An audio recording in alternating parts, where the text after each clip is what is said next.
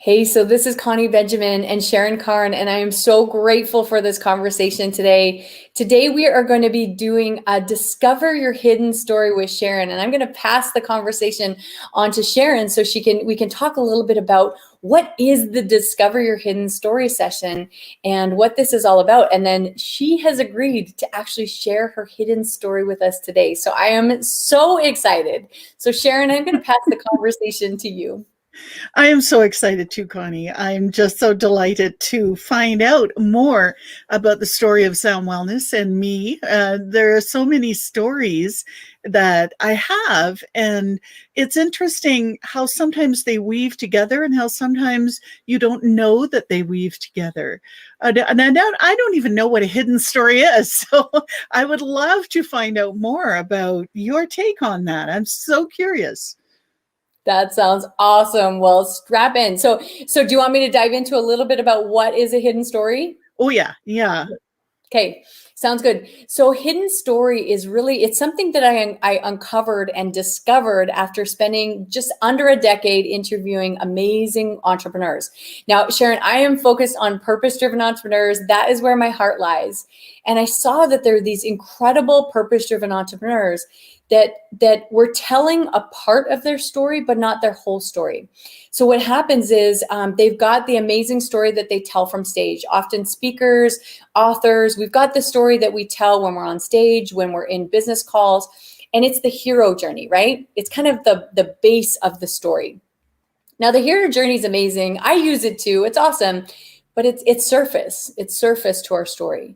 Now, above that is something called, it's really the stories that we don't tell everybody else. So we know these stories, we don't tell them, we kind of keep them to our heart. That's kind of the next layer up.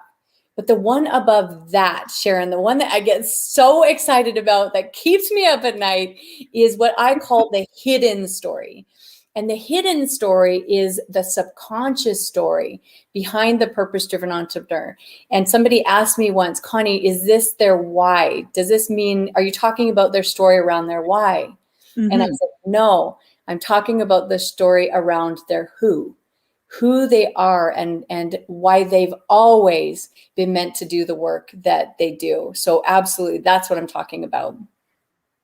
Does that make sense? It sounds so interesting. So interesting. And I got all kinds of ideas and stories kind of bubbling up here. So I'm curious to hear how you dig into that. It's just so fascinating and enlightening because when you're sharing about your business or sharing about yourself, that's kind of what helps to connect you with people, right? Absolutely, absolutely. And actually, this work was really came out of what was happening with COVID. So, and I'll answer your question about how we get to the hidden story.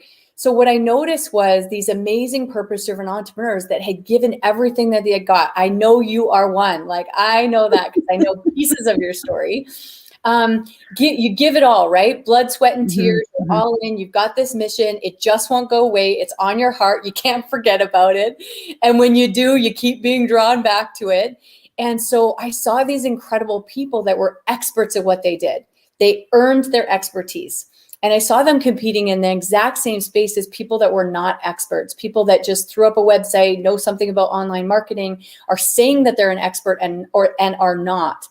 And so that's why I began to do this work, is because I saw that the online space was getting so crowded. It was so noisy. I mean, there was more programs than ever before, more Mm-hmm. Mm-hmm. coaches, more speakers, more, like, you name it. Every brick Yeah. and mortars Yeah. started coming into Yeah. the online space, and it kind of was like, is there any room? Can you guys just move over a little bit? Like, this Bring is the elbow out. kind of crowded in here, you know? Um, Yeah. and I saw that buyers' guards were going up. You know, people were getting more skeptical about who somebody is. Are they real? Can they list? Can they trust them? And so that got me searching about how could we build trust fast? What is it about trust? And what I discovered is that when people know the hidden story, it builds trust faster than anything else. In fact, and I can share some stories around that, but I want to answer your question first. So your question is how do I do this process? Well, when I'm working with people and I'm doing doing a process called the influencer interview, that's basically where I help them to uncover their entire hidden story and share it with the world. When I'm doing that, it takes hours. It's digging deep into their story. It's Yeah. going through everything. It's profound what comes out of that. When we're doing this work, the Discover Your Hidden Story session, this is kind of like a taste of it. We get in for 15 minutes and we do the best we can to uncover that hidden story. And I do it through a very intentional series of questions, which I am so pumped that you're going to be answering today. Cool. Yeah. Are you ready? Do you have any more questions or do you want to dive right in? I don't think so. It gives me a really good idea, and I'm just dying with curiosity here, Connie. I love to jump into things when I'm curious about them because I always learn something new. Yeah. Yeah. So awesome. Okay, well let's give your curiosity a break and let's dive into the process. I'm going to share with you a little bit about how this works and what's going to happen over the next little while, just so you know exactly what's going on. By the way, I love seeing you here. I see amazing people commenting. You are incredible. I encourage you as you go through this process with Sharon to put in the comments, encourage her, let her know, like, what are you learning about her? And not just about Sharon. The other thing I want you to be aware of is while I'm going through this process with Sharon, the same techniques, the same questions apply to your own story.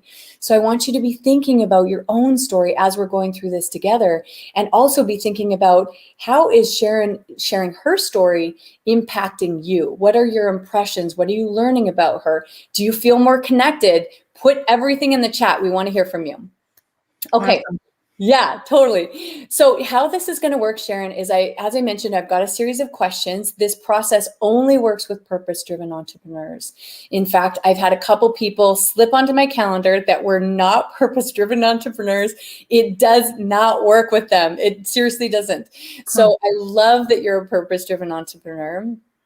Yeah. And the other thing to be aware of is that when we're going through this process, there's going to be times where I'm going to be writing. So I'm going to be typing as you're sharing your story. I'm putting myself on mute so you don't hear click, click, click in the background. So just know that if I'm on mute, that's why. It's how my brain works to process the story. And the last thing I want you to know is I know we're sharing this with the world, and it's because you're amazing and courageous and awesome. And we're going to just, you and me, be here with us right now. So you ready to go? Yes. Okay, here we go. Okay, so Sharon, can you please tell me in one sentence, what has the divine put you here to do through your work? The divine has put me here to be the expression of the word harmony.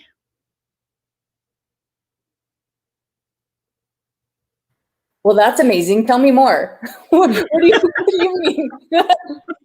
Well, I've been a musician all my life, and I went through, and I think I shared this with you too. I went through a process with Dr. Stephen Hobbs that he calls your word for the world, and Tina and Neil Thrussell were at the table at the same time, so they were witness to Stephen asking questions about what would my world be like without this word.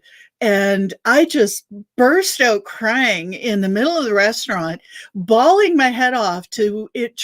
I could not imagine a world without harmony. It broke my heart.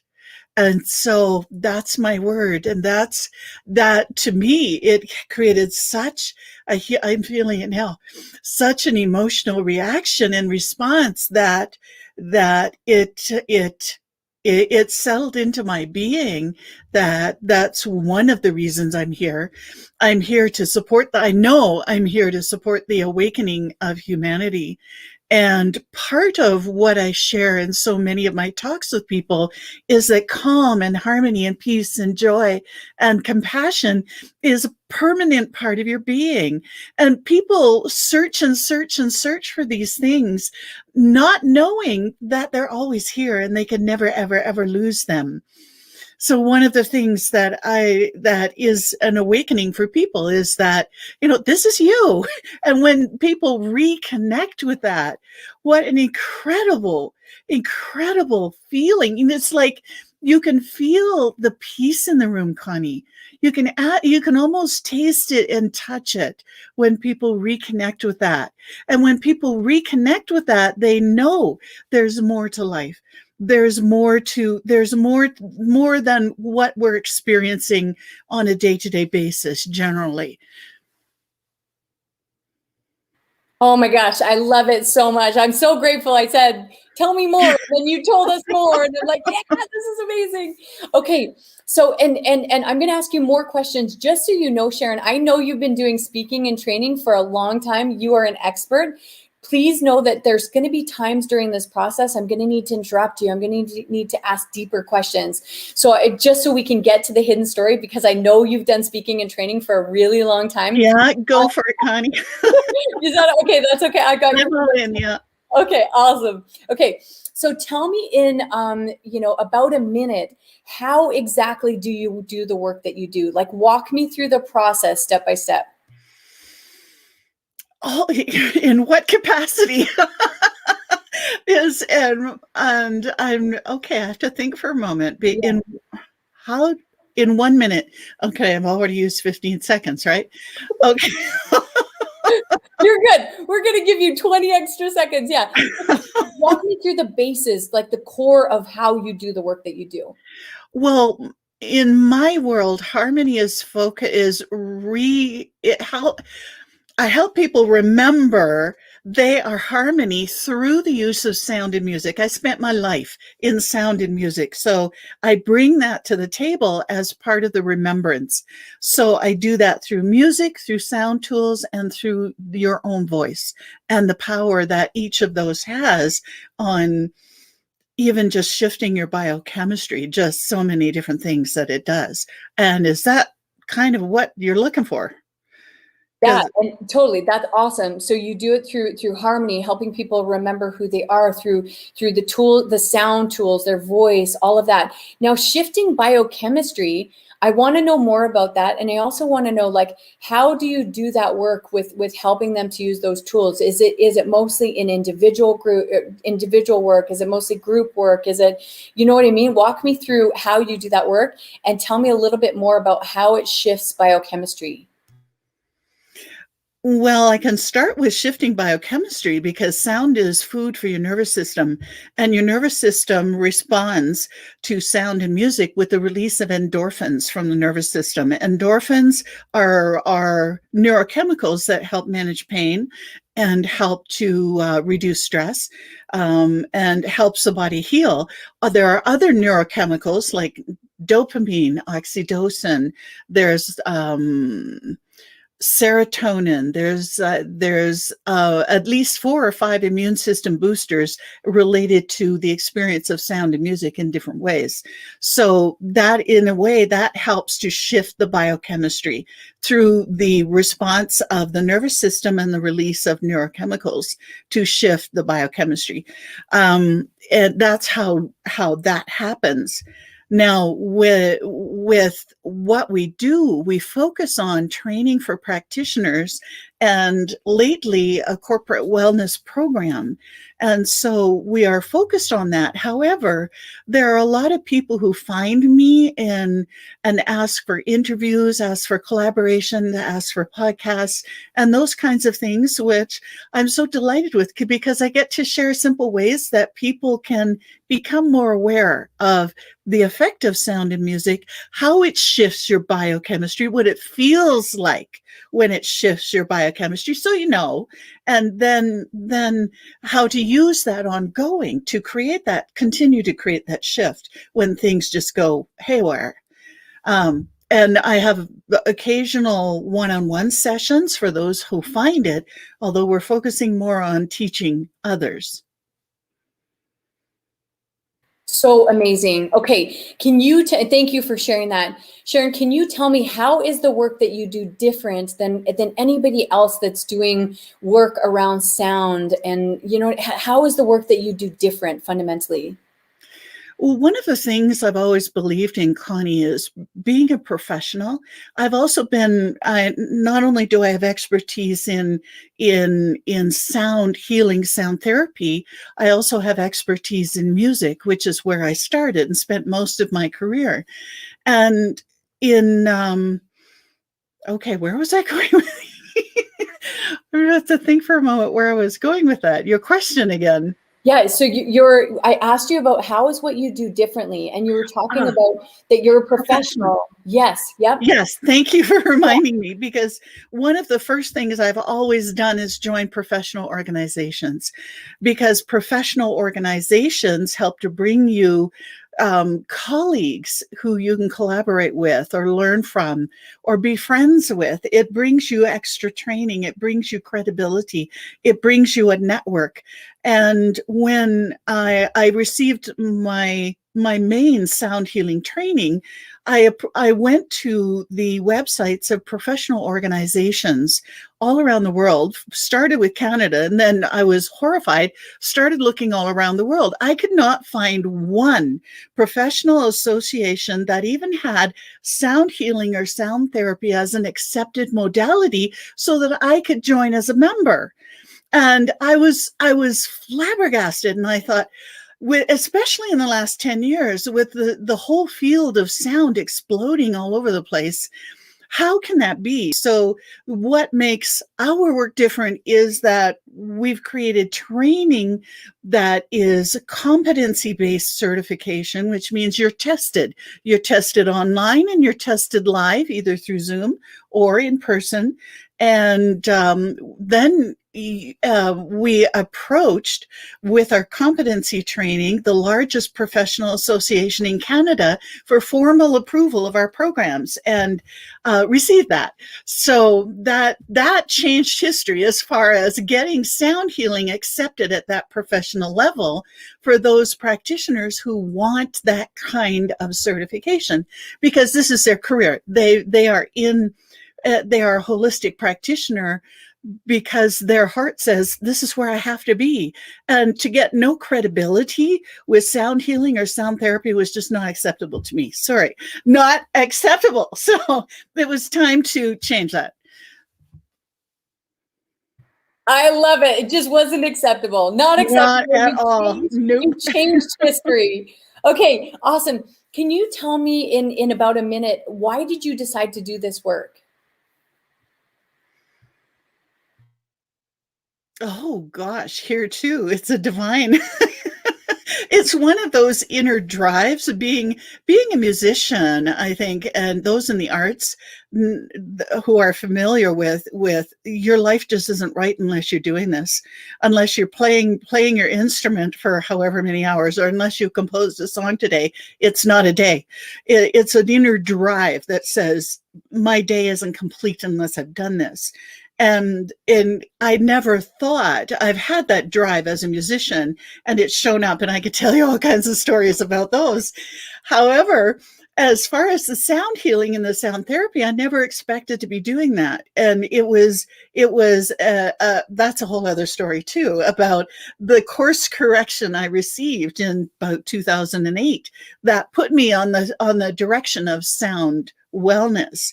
And so I guess the inner drive is still there for my own instrument, but it's been transferred to sound wellness, because my belief is that I spend a lifetime in music to prepare me for what I'm doing now, because what I'm doing now, is my soul work. Oh my goodness, that is That's more than a minute though. that is so good. It's so amazing. Okay, you know that I put a story in front of Connie Benjamin and not expect me to ask you a question about it. Not going to happen. So Sharon, you talked about that there was a turning point where you go from being this musician to, okay, now I need to be this do sound wellness, and to step into that. Tell me, what was that turning point? What happened there? Why did you decide to do it? It was a call from out of the blue. that I have been on faculty at Mount Royal University in the conservatory teaching music, and in doing my own study for, by that time, probably 15 years or so. Word gets around the university, I guess, and I get a call from out of the blue from the director of the Integrative Health Institute. And she said, Sharon, I'm so and so, and I heard that you are into sound therapy. And I said, well, I guess so. It's been kind of my own private passion in gathering a lot of information and training. And she said, well, I'd like to ask you to create a program in this study on stress we're sponsoring as a facilitator. So I did, and I worked with my group for about 6 weeks. And at the end of my time with my group, they were so excited about what they had learned and how much it helped manage their stress levels. They asked, well, how do we learn more about this, Ango? How do we find out more about this? I had nowhere to send them. So it was a month after that, after, kind of ruminating about that, I thought, okay, I created Sound Wellness a month after that. And a month after that started the first program. So it was, it was recognizing that it was a resource that was successful, and a resource that had a lot of support for the general public going through enormous stress and mental health challenges. And then we gradually became focused on the professional practitioner, and now in the corporate wellness, which brings us to a larger audience. The practitioners, though, can really bring their knowledge of sound wellness they learn from us to a larger group of people and help even more people. So rather than me working with a group all by myself, it was time to expand that. Oh my goodness, so amazing. Thank you so much for sharing that. Okay. Course correction. Man, can I ever relate to that? Put in the chat if you can relate to having a course correction. We would love to hear about your course corrections. We know we're not alone in this, Sharon. Okay. Oh, yeah. So now I want to talk about a value that's most important to you. Now, you talked a little bit about harmony. But I want to know, you've also talked about many different values. You've talked about wanting to share this message with even more people, helping people to feel in harmony, helping people to feel, you said about remembering that it's them. It's always here, that peace. It's always here. It's you. Reconnecting, helping people to feel peace. All of those things, those values, ideas, which is the one that is most important to you, the one that you would fight for? Unconditional love. Okay. What does that mean to you? When I look into a person's eyes, when I look into your eyes, Connie, I don't see any of the challenges. I see the beautiful, perfect, compassionate joy soul. I see that whenever I look into people's eyes. I always have, as long as I've remembered. And I couldn't explain it for decades. It took me a long time to figure out why are people saying they're not connected when I see in their eyes that the core, and so that unconditional love, because that soul deserves that and is that. So it's, yeah, and through unconditional love, there are other qualities like compassion and kindness, but unconditional love is what any soul deserves. Amazing. Okay, so Sharon, now we're going to go to story time. Story time with Sharon, my favorite time. Okay, so we're going to go to story time with Sharon. And the thing that I want to ask you is, I want you to tell me a story, a memory it's going to be about your childhood, and it's a safe memory. So it's a memory that I know a lot of people have been through a lot of things. So it's a safe memory, but usually it's also a little bit of a stretch to tell it. That's the story that we're looking for. It's a story when you're between the ages of 7 to 13. And it's a story where either you wanted somebody to have unconditional love for you, or you had a turning point and you had unconditional love for yourself, or you helped somebody else to feel unconditional love. Tell me that story. between 7 and 13. 13. I I have to think my dad was in the armed forces in the Air Force. He was a radar technician. And when I was 7 years old, that's when he rejoined the armed forces. He was in during the war and then left the armed forces and then returned when I was 7. And so from 7 to I was 18, we were moving every year to a year and a half.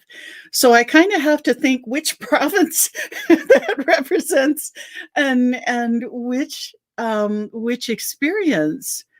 Um, because we move so many times, for me, memories get jumbled up a little bit. I'm an empath too, so going in the empath qualities too, with going into the feeling nature of each place. 13, where were, okay, we went from Ontario to Quebec to BC to Saskatchewan, and then headed to Alberta and then BC and then back to Alberta, I think. We never went to another province. Most of that was during that time period. Okay. It was,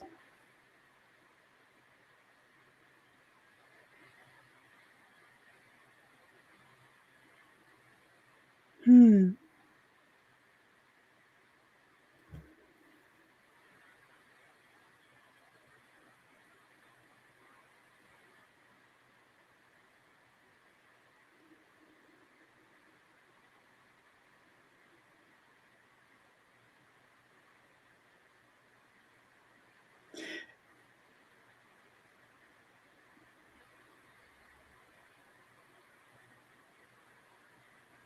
hmm.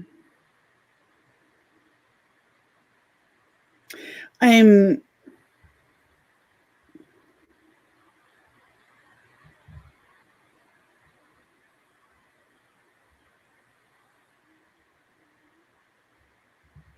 I'm thinking, um, and what happened around about this time? Where I'm going, I'm kind of working my way towards 11 and 12 and 13, Yeah. and we were in Saskatchewan at the time, Okay. and there was a girl across the street who we were the same age, and her younger sister and my younger sister were the same age. It was Louise. And we were best friends, absolutely best friends. And we did everything together, constantly, everything together. And I think partly, and that for me, that was an experience with such a deep friendship. That was that unconditional love. And knowing that we were moving every year, we moved again, about after we'd been there for about a year and a half, and we were peas in a pod. We did everything. And so after experiencing that, I think where I'm going with this, I think, is that, no, I know, but after experiencing such a deep friendship with Louise and then losing it is part of, for me, what was extremely hard in moving to make new friends, especially as a young teenager, when their peers are become really important.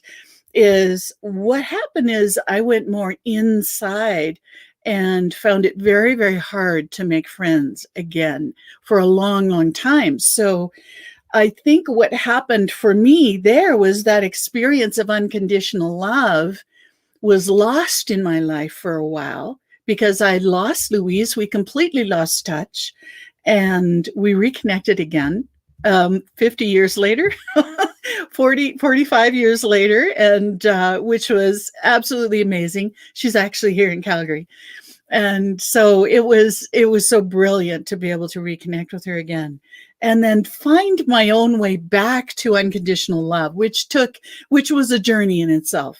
It was a journey in itself. And it may be that experience there with her was planting that seed to help bring me back to it. So amazing. I am so grateful for that story with Louise.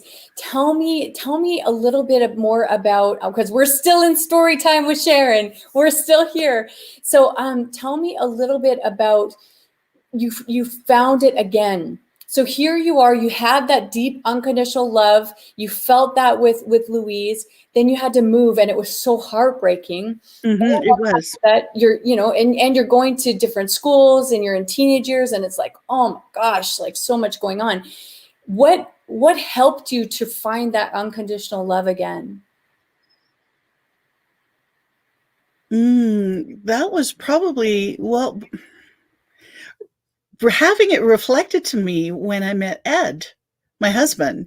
And because to me, everyone in my life, when I sit and contemplate about that person, always makes me grateful for the reflection or the gift they bring to me. And the gift that Ed brings to me is unconditional love. So probably, just trying to think, I had done so much volunteering and joining clubs and groups as part of a way of making friends, and was able to do that.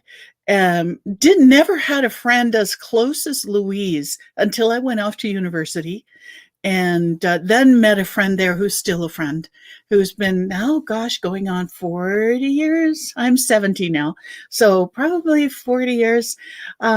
And so that started to the connection with other people, because unconditional love, you need it for yourself, and it's also reflected to you and for other people. So it was a good friend, Lori, that I met at university, who still is that reflection for me. And then Ed, who I met at university. And then it kind of, I guess, rekindled that, and it deepened as my own spiritual growth and journey really accelerated around the year 1998, 1999. It's just like I was put on a fast track for my own growth. And so ended up into some really fascinating places, interesting learnings.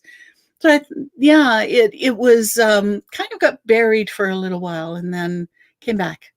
Okay, thank you so much for sharing that. Sharon, I want to know, again, I'd love you to share a story. And the story that I'm looking for is a story of the first moment that you felt a connection with music, that you felt like this is part of who you are, or that, and I suspect, I don't know, but I suspect that unconditional love that you have within is somehow connected to music. Yeah, somehow connected to music. Tell me, It comes through it. tell me the first moment that you experienced that and what that was like for you. Tell me the story. Oh, I wouldn't know the first moment, but what comes to mind right away is ooh ee ooh ah ting tang walla walla bing bang, ooh ee ooh ah ting tang walla walla bing bang. My mom had the most gorgeous voice, her whole family did, and so we would always travel because we were always moving. We would always spend days in the car on the way back to Ontario to visit where a lot of our family was. So with every summer we were in the car wherever we were in the country and driving, and mom would sing. So that was, and then there was the Purple People Eater. I'm trying to remember that one. The One horn, one horn, one horn. oh, Purple People Eater. The great songs from the 50s. Another memory also is when I was very young, my parents, when they dated themselves, they were very much in the big band era. And so I grew up with Bing Crosby, Frank Sinatra, Ella Fitzgerald, Nat King Cole. I grew up with the greats in their little 78 recorder, and they'd be dancing in the living room and we'd all be dancing around. So that too, the incredible music of the big bands and those amazing singers. Nat King Cole was Dad's favorite singer, and just beautiful man with the most incredible voice that just felt like it enveloped you in a blanket, a warm blanket, just incredible. So yeah, probably a combination of those things. I have a hard time coming to one, well, except for the moment of that phone call that was the course correction for me that I got from Mount Royal. It's kind of droplets along the way, the droplets of moments that add together that kept me in a life of music, singing in church choirs as I was growing up. Always, I was always either singing. I didn't start on the guitar till I was 16 when there was one under the tree. And then my teacher kept playing classical guitar music for me, and then started teaching me that style, and then ended up at university for that. So yeah, the music, yeah. And there was another moment I got, and I don't know if we have time for another story. There was another moment that was a big one for me, actually, at a more advanced level. Is I was failing at what I was doing, teaching public school in Northern Ontario when I was just in my early 20s, not doing well. And so I knew I had to find something else to do. And in the summers, I would take summer schools at Queen's University, summer classes. So the first time I went there, I took a course on music history because I'd had a year and a half of guitar lessons and thought, well, I like music and I've always had it around me, so let's take a course. Well, I'd lit a fire under me that is still burning strong. As soon as I got through most of that course, I went to one of the professors in the department and I said, what do I have to do to get into this place as a music major? And I'd had a year and a half of lessons. And so after 2 years, that's the fire, worked to get all of the entrance requirements to get into Queen's University as their first guitar major in a bachelor of music degree. And so that it was accelerated learning, which is what I needed to get me started on that path, which led me to the sound wellness path. So that was a big fire. That was a really big fire because it really lit my path. It still lights my path. So yeah. Oh my goodness, Sharon, thank you so much for all of the stories, for everything that you shared today. I'm so wildly aware that this is just the beginning of your story. I could keep asking you questions for hours when I'm working with people. I do. It's very hard for me to actually stop and say, okay, I think we got it. But I think we got it, Sharon. I think we've got the beginning part of your hidden story. Do you mind if I share it with you now? I would love to hear, Connie, what you're hearing as I'm kind of blabbing about different parts. Okay. There's no blabbing. It's so good. It's such good stories. Okay, just give me one sec. So Sharon, who I hear you to be is you are somebody that unconditionally loves people. You see them as they are at the core of their being, and you love who they are. You have an ability to connect to yourself at the core of you through music, and you always have had this ability. It's been something that's been with you for your entire life. In fact, when you tell a bit of your story, I hear you talk about, such beautiful memories with your mom singing to you and singing that beautiful song to you. It's funny, my mom sang the same song to me, so I love that song so much. And so telling that story and just loving your mom's voice and it just filling your home and your heart. You also talk about the times that you guys would travel. And I can't even imagine, you moved so many times in such a short period of time, especially in very formative ages. So in those ages, having something to ground you when you really lost somebody that you love, when you had a moment in time when you had unconditional love with your friend Louise, and you just loved her and she loved you, and you felt that connection so strong. And then when you had to move, it was heartbreaking. It's heartbreaking. And so you talk about those travels that you have in the car with your family, and your mom's voice is filling the entire car. And as you talk about it, I hear I hear a level of connection and comfort and peace that comes in those moments. And then later you talk about, as a kid, seeing your parents dancing to all the most amazing music, the big band music, and you're watching this. I can just see you like watching your parents being so connected with each other in those times, and the music filling your home, and how lovely that felt. And that music's always been a part of you. It's been a part of you singing in choirs. It's been a part of you going into music classes and learning it as a child, and then later through university. And I suspect, as we talked about, I suspect that music is a part of you that helps you to feel that unconditional love, to remember who you are in those times that it's difficult, to remember yourself, to feel that peace yourself. And that's always been with you. And so it only makes sense that you would want to share that with people. And that's what you do. In fact, that's what you've devoted your life to doing. So you spent most of your life teaching people music and all of these things. And then one day you get a call completely out of the blue that says, hey, you're doing this sound wellness stuff, right? And you say, kind of on the side. And that projects you into really a new level of leadership to make a bigger impact, to impact the people that are doing the music wellness work in the community, and also in a corporate level as well, to create a massive impact.